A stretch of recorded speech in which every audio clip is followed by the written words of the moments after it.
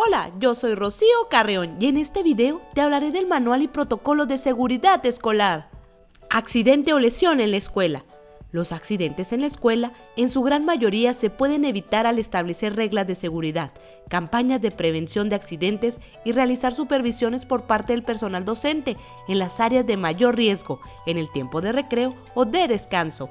Podremos lograr minimizar los accidentes que tengan como consecuencia lesión en los niños. Sin embargo, aun con los cuidados que se pueden seguir, existe un pequeño porcentaje en el cual se puede presentar un suceso que conlleve la presencia de un traumatismo en niños o en el mismo personal docente. Por esto, es necesario que por lo menos exista una persona capacitada en primeros auxilios en cada plantel escolar y que la escuela cuente con el botiquín básico escolar para su atención. Consideraciones.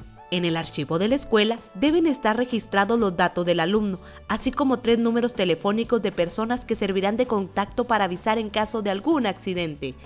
Tener especial atención en niños con problemas crónicos o cuidados especiales. Los maestros y directivos deben conocer estos casos particulares. Contar con los números de emergencia de la localidad, además del 065, así como conocer el lugar de atención de urgencias más próximo. Esperar siempre al servicio de ambulancias, a menos de que por indicaciones de ellos mismos se considere pertinente el traslado de la persona al centro de urgencias. Tenga siempre bien abastecido el botiquín escolar. Los botiquines en la pared son obsoletos. Debe ser más fácil trasladar el botiquín que al lesionado. Las cajas para aditamentos de pesca son excelentes para utilizarse como botiquines. Accidente por descarga eléctrica. Un voltaje tan bajo como 50 voltios, aplicado entre 2 partes del cuerpo humano, puede ocasionar que una corriente fluya y se obstruyan las señales eléctricas entre los músculos y el cerebro. Lo anterior puede tener consecuencias muy graves, como detener los latidos del corazón, parar la respiración, crear espasmos entre los músculos.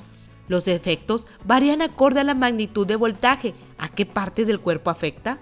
A la conductividad propia de cada persona o bien al tiempo de exposición a la corriente eléctrica. Otro efecto es el calentamiento del tejido en el cuerpo humano, por donde cruza la corriente. Esto puede causar quemaduras que a menudo requieren de cirugía mayor con daños permanentes. Consideraciones. Se debe evitar el uso de conexiones múltiples y extensiones. No se deben tener cables descubiertos ni registros eléctricos sin su tapa. Se debe tener un acceso controlado a subestaciones y transformadores.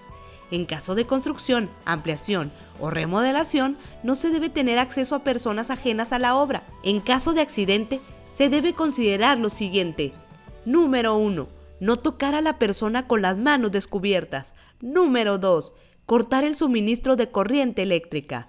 Número 3. No mover a la persona a menos que esté en peligro inminente. Número 4. Solicitar inmediatamente la ayuda paramédica y una ambulancia.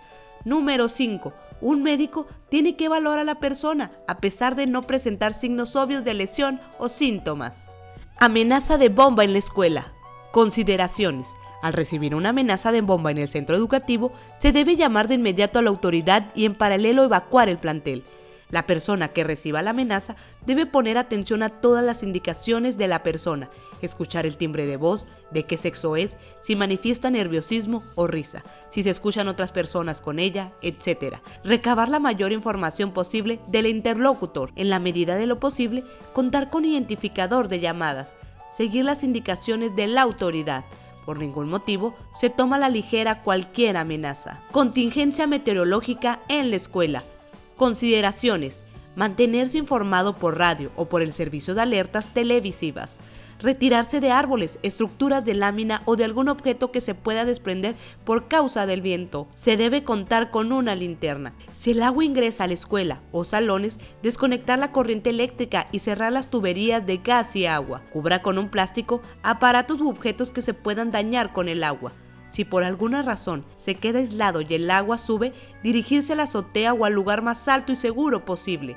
Evite cruzar ríos y arroyos a pie o en vehículo. La corriente es más fuerte bajo la superficie. Además, no sabemos la profundidad y los objetos que lleven su torrente. Debe tenerse contemplado un lugar como punto de concentración o albergue para casos de evacuación. Sismos. Consideraciones. Antes del sismo, detectar y reducir riesgos, asegurar y fijar objetos que pudieran caerse o desplazarse y ocasionar daño, mantener las rutas de evacuación libres de obstáculos, identificar zonas de seguridad dentro del inmueble, tales como objetos robustos que permiten alojar a las personas debajo, como marcos de puertas, mesas resistentes o sillas. Durante el sismo, alejarse de los objetos que pudieran caerse, desplazarse o romperse, dirigirse al punto de reunión. De no ser posible, dirigirse a las zonas de seguridad, cubriendo con ambas manos la cabeza y colocándola entre las rodillas. En caso de que no se pueda ubicar debajo de las zonas de seguridad, colocarse a un lado de ellas. Debe ser posible cerrar el gas, el agua y cortar la electricidad. Después del sismo, evaluar los daños ocasionados por el sismo, no volver al inmueble si presenta daños considerables. Evaluar para descartar cualquier tipo de fuga o cortocircuito. Prepararse para las réplicas, sismos de menor intensidad. En caso de quedar atrapado, conservar la calma, golpear alguna superficie y esperar a ser auxiliado. Fauna silvestre. La fauna silvestre convive diariamente a nuestro alrededor y en general esto es una buena noticia, pues quiere decir que tenemos un ambiente saludable. Pero, ¿qué es en realidad la fauna silvestre? Podemos considerar como fauna silvestre a cualquier animal que no sea doméstico y esté bajo el cuidado del hombre. Muchas especies que hoy en día se venden como mascotas y no son especies nativas pueden considerarse como fauna silvestre si escapan al cuidado del hombre. Iguanas, pitones, algunas aves y algunos mamíferos. Nuestra fauna silvestre nativa abarca una enorme variedad de especies, desde aves como halcones, búhos, tecolotes, censontles, urracas, reptiles, como diversas especies de serpientes, tortugas y lagartijas, mamíferos como tracuaches, tejones y ardillas. Incluso los insectos pueden ser considerados fauna silvestre, como abejas y mariposas. Hoy en día tenemos una nueva responsabilidad al aprender a conocer y manejar situaciones donde la fauna silvestre se hace presente en nuestro entorno, sea en las casas o en este caso en nuestras escuelas. Muchas veces las personas entran en pánico al ver un ejemplar de cualquier especie silvestre. Por ende, conocer la fauna a nuestro alrededor es la primera medida preventiva y de acción inmediata. Así, si en determinado momento se enfrenta a una situación, ya sea de riesgo o no, esto nos permitirá guardar la calma. Esta es una segunda instancia, la medida más importante para la toma de decisiones y salvaguardar la integridad en cualquier situación. Consideraciones. No debemos de intentar capturar ningún ejemplar de fauna silvestre por nuestra cuenta. Jamás debemos de proporcionar alimento alguno a la fauna silvestre. La limpieza en los planteles escolares es fundamental para mantener alejada fauna silvestre no deseada, como arañas, serpientes y roedores. Algunas especies de aves, como censontles, tecolotes, urracas, defienden el territorio cerca de sus nidos, pero esto no significa que atacan a las personas como un hábito común. Disturbio o despliegue de fuerzas de seguridad. Como lo comentamos al inicio de este manual, la prevención es la medida de seguridad básica que todos debemos adoptar en algunas áreas de nuestro estado, como lo son los municipios fronterizos y zonas conflictivas en el área metropolitana.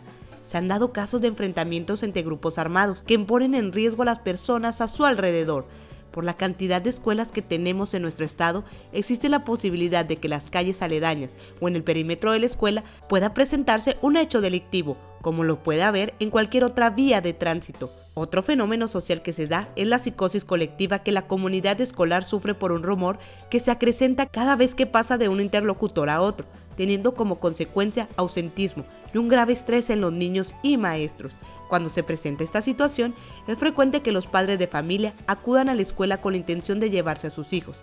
En ningún momento podemos prohibir esta acción, pero es labor del directivo conminar a los padres a analizar bien las fuentes primarias de información para tomar la mejor decisión.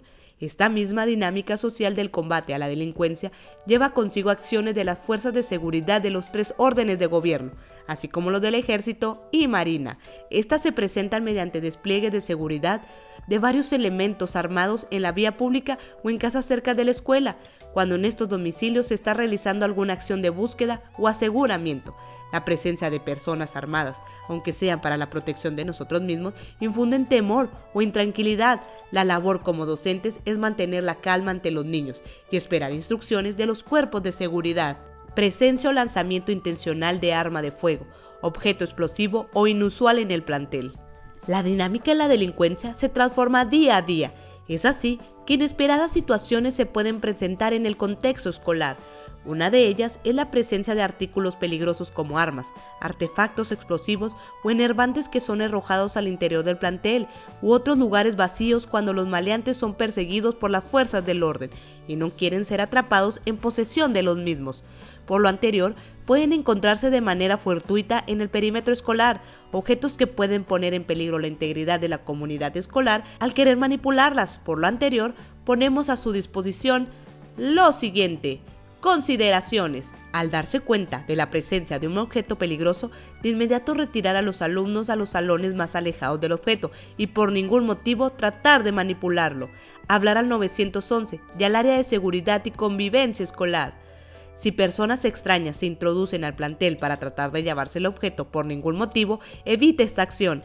Mantenerse en calma dentro de las áreas de resguardo. Prevenir que ningún personal administrativo o alumnado se acerque al área donde se encuentre el objeto hasta que las instancias de seguridad lo hayan retirado del plantel. Esperar indicaciones de las instancias de seguridad. Acciones preventivas en la escuela. Al escuchar detonaciones en el perímetro escolar, el maestro de inmediato ordenará asumir la posición de agazapado o pecho tierra para todos los alumnos, estando en el interior o exterior de la escuela. Aquellos niños con capacidades diferentes serán ayudados de inmediato por el maestro o los compañeros más próximos. En todo momento, el maestro calmará a los alumnos para que no entren en pánico. En ningún momento se permitirá la salida del salón hasta el arribo de una autoridad o el directivo que lo indique. Evitar que por curiosidad de los niños se asomen a las ventanas. Si hay padres de familia, ingresarlos al área más cercana a los alumnos. Evitar contacto visual con los agresores. Evitar tomar video o fotografías.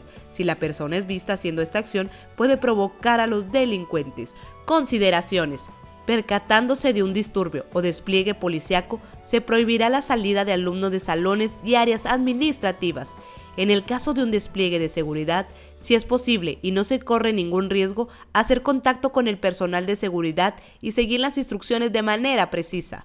Si se escuchan algunas detonaciones, evaluar la distancia de ellas. De sentirse en peligro, de inmediato realizar el llamado de alerta y adaptar las medidas de seguridad descritas con posterioridad en este protocolo. Mantener contacto telefónico con el servicio de emergencia para comunicar la evolución de los acontecimientos. Si existe un disturbio fuera de la escuela, el mejor lugar para resguardarse es el interior de los salones. Por ningún motivo podemos evacuar cuando el incidente está sucediendo. Queda a criterio de los padres de familia la asistencia a clases al existir un disturbio en los perímetros medios de la escuela, colonias aledañas o avenidas cercanas. Extorsión telefónica. La extorsión telefónica es una modalidad utilizada por los delincuentes para cometer fraudes y se ha acentuado de manera general en todo el país. Los extorsionadores exigen pasos utilizando principalmente los siguientes escenarios. Llaman diciendo que hay personas armadas vigilando la escuela y amenazan con ingresar al plantel. Llaman diciendo que tienen un familiar detenido en la aduana. Llaman diciendo que tienen a un familiar detenido por la Policía Federal. Llaman diciendo que pertenecen a una corporación de seguridad pública o del 060, 066 o 089, argumentando que de ese número telefónico realizaron una denuncia de personas armadas o vehículos sospechosos. Llaman diciendo que pertenecen a un grupo de la delincuencia organizada. Llama a una persona llorando, haciéndose pasar por un familiar y dice que está secuestrado. ¿Qué hacer en caso de recibir una llamada de extorsión? Escuche y guarde la calma. Evite confrontaciones. No proporcione ni corrobore ningún tipo de información. Cuelgue inmediatamente. Es la mejor acción para evitar una extorsión. Trate de comunicarse con sus familiares para cerciorarse de que se encuentre bien. Avise a las autoridades.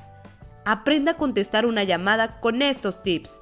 Siempre revise el identificador de llamadas antes de contestar y manténgase alerta.